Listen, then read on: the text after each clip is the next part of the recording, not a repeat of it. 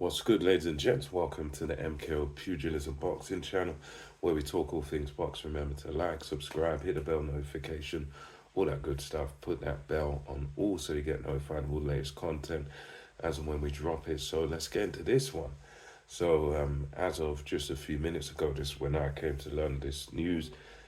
Credit to, I think it's the Mirror newspaper, also to G-Man Boxing. I saw his video on it. And I think Ariel Hawani is another source as well that dropped this news. But basically, Mr. Turki Al-Sheikh, the Right Honourable, or His Excellency Turki Al-Sheikh, he's the one to credit for this, I suppose, because we're looking at Anthony Joshua versus Francis Ngannou in a I'm going to say 12 rounder, I mean to say 10 rounder. Which will be taking place, of course, in the Kingdom of Saudi Arabia. And this should be taking place next March. And basically, this match will replace the Deontay Wilder one, which myself, I was anticipating. I was sort of making my sort of prediction for if that fight happened. But as we all know, Deontay Wilder lost to Joseph Parker. Anthony Joshua looked back to sort of his old self, or a hybrid version of his old self, stopping Otto Wallin, making him quit. So now it was, well, what's going to be next for Anthony Joshua? I had a few names in the hat that I thought might be good. You know, Zhilei Zhang, Filip Hrgović, because of Filip Hrgovic's position with the IBF. I thought that would have been good. But it looks like what we're now going to get is Francis Ngannou. And I think this is a fight whereby, as a boxing fan, I would rather have seen Anthony Joshua in there against an actual boxer, in there against a fight that had meaning to it in terms of him sort of getting back towards a world title picture. But at the same time, he's going to earn an absolute fortune for fighting Francis Ngannou. And the same for Francis Ngannou. I mean, for Francis Ngannou, you know, happy for him. He seems like quite a genuine guy, sincere guy, and, you know, he likes to fight. And I think, along with everybody else in the world who saw him fight Tyson Fury, that he performed very, very well. Whether you thought he won or you thought he lost, Ngannou put in an exceptional performance for somebody who's never boxed professionally before. He claims to have, I think, boxed as an amateur, but no real experience as far as being a boxer. So for him to step in against Tyson Fury and do so well, fantastic.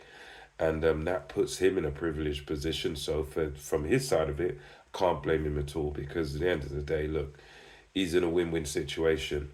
If he goes in there and he hurts Anthony Joshua, if he even looks good against Anthony Joshua, if he puts Anthony Joshua on the floor or does any, you know, if he performs to, you know, any sort of standard and he's competitive with Anthony Joshua, it's going to do wonders once again for his reputation, and it's going to, you know, it's going to basically make his name even bigger in the world of boxing. It's going to, you know, make him again a guy that I guess boxers are going to want to fight. For Anthony Joshua, there is definitely some jeopardy in this fight. I have Anthony Joshua as a very firm favourite. I don't give Francis Ngannou much of a chance, and I know, you know, many of people will have seen the Tyson Fury fight, but I think, you know, Anthony Joshua is a consummate professional. He's always in shape, and I think the mystery of what happens when you sort of put a UFC guy in the ring against a boxer, you know, what happens when Francis Ngannou lands a first punch on Tyson Fury. I think the mystery of Francis Ngannou has now kind of dissipated and gone.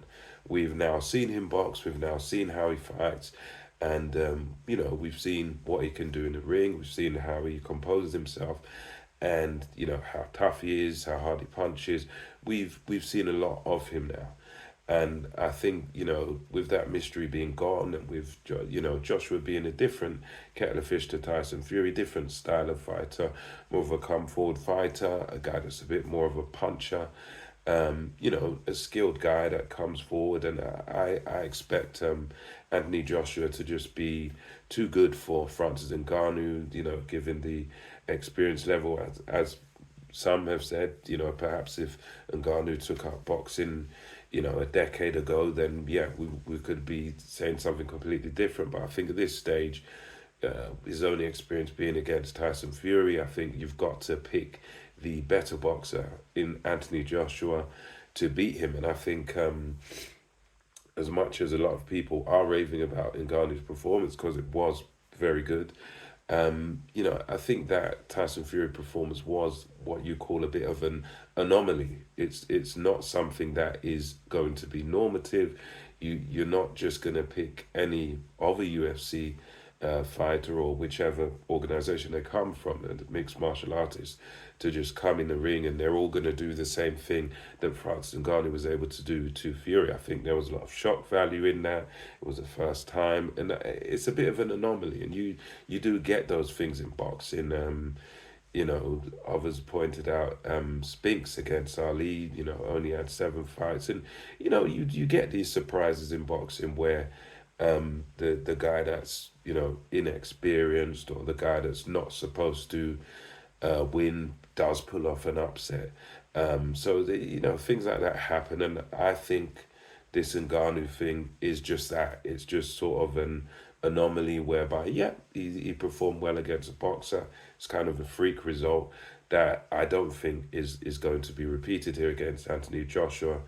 And in my opinion, I think Anthony Joshua probably wins inside the distance. I think he finds a way to win inside the distance by stoppage against Francis Ngannou. I think Francis Ngannou may be competitive for some of this fight, but ultimately I see Anthony Joshua coming out on top. And it's one of these interesting fights in a way, because it also kind of gives Anthony Joshua the chance to get one over on Tyson Fury, because the same way I'd say, right, if Ngannou looks good in this fight, if he does well, if he wins rounds, great for him.